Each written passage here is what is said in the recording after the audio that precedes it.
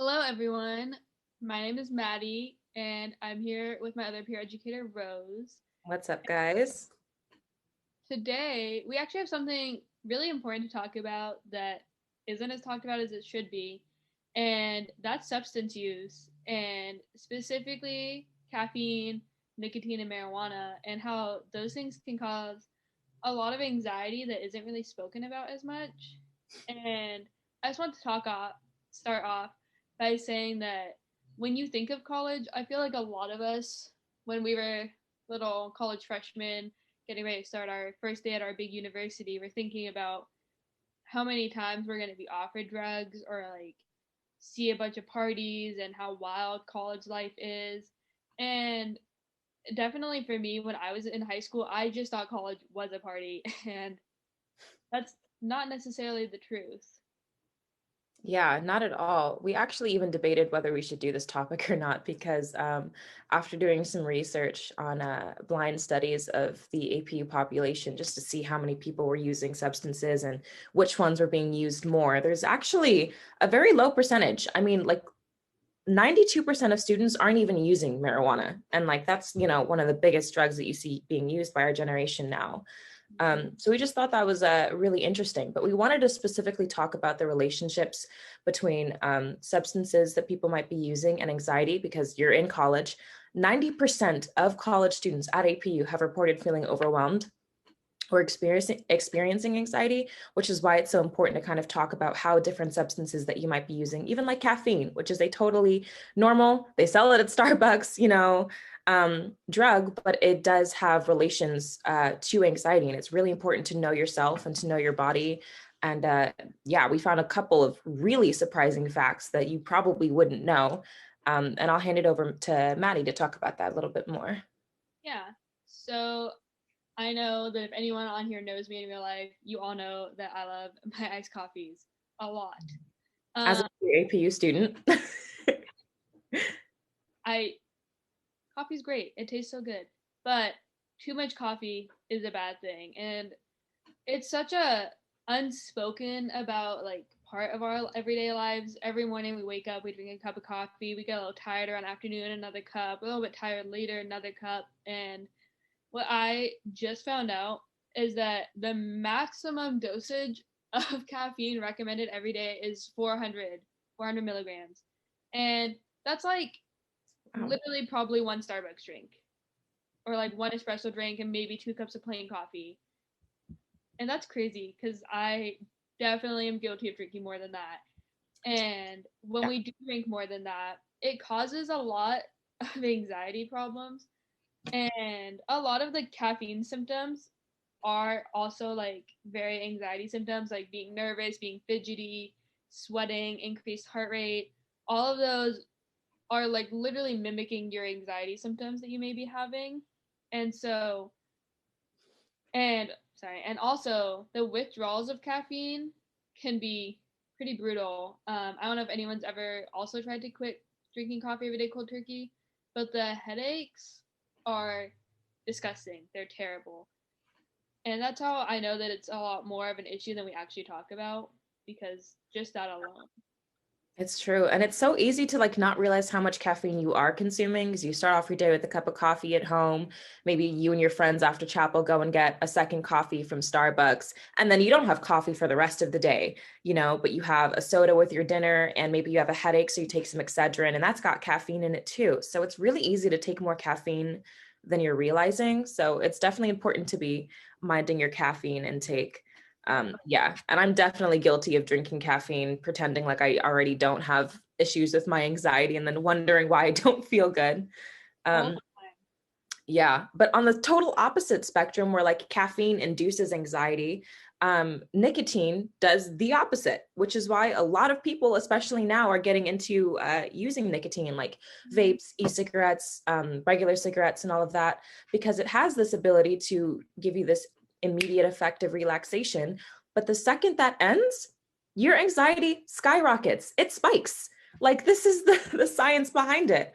And so people tend to And I mean, like, who could fault them? That just makes sense. You hit your vape, you feel relaxed, you feel good. And then, that anxiety comes back and you think that's just part of like who you are. Oh, I'm just an anxious person. I just need my vape. But really it's making your anxiety worse. So it's just really important to monitor your use on that.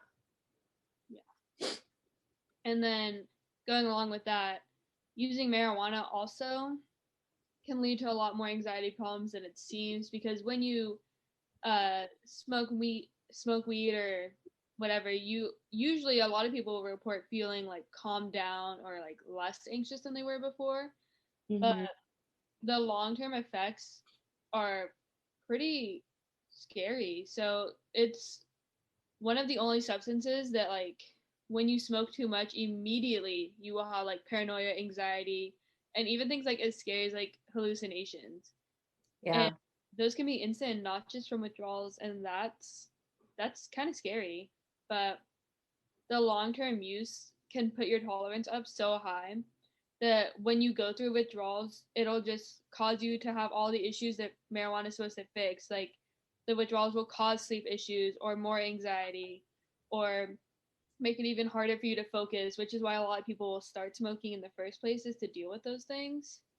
So it sometimes will have the adverse effect. And a Yeah. lot of people will start to like help with things like help with their depression or their anxiety, when it's just not like a sustainable long-term treatment, because sometimes the best thing you can do for those things is to just talk to a therapist or specialist. Yeah, exactly. I mean, especially with marijuana, you really do see this cycle of use with all of these. Really, you start taking caffeine and it's hard to quit because you're supposed to quit slowly, but that can be really difficult when you've gotten kind of an addiction to it. And you have like symptoms of anxiety that can be difficult. Same thing with the nicotine. It can be really hard to feel that spike of your anxiety and tell yourself not to use something that you have connected makes you feel better. It can be really hard. And then the same thing with marijuana. I know a lot of people who use weed specifically because they say, well, it's cheaper than seeking therapy, it's just easier. And then they start using for so long that it doesn't affect them the same way. So it's not even helping like it used to maybe help them.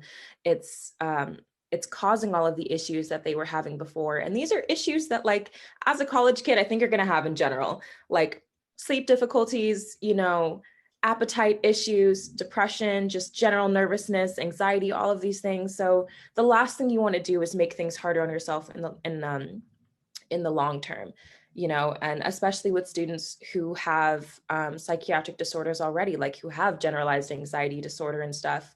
We see that among adolescents, um, substance use disorders and psychiatric disorders, they exist together. And so when one gets worse, the other gets worse too, which is why it's really important to go and seek therapy.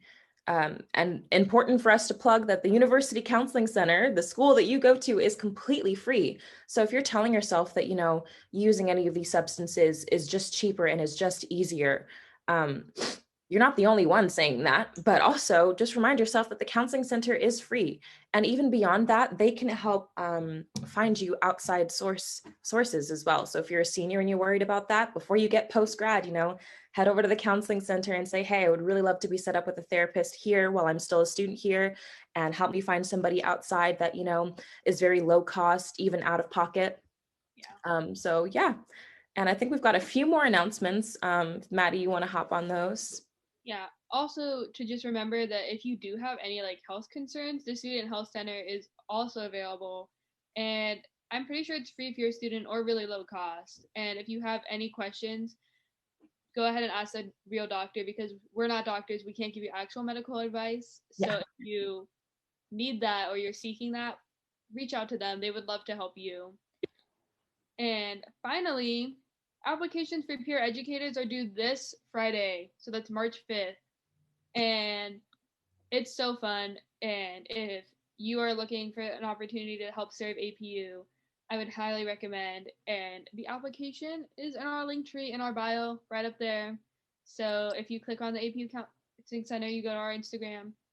It's right there. It's easy. Apply. It's so fun. Yeah, definitely you should. And actually, we've got one more announcement that I forgot to add.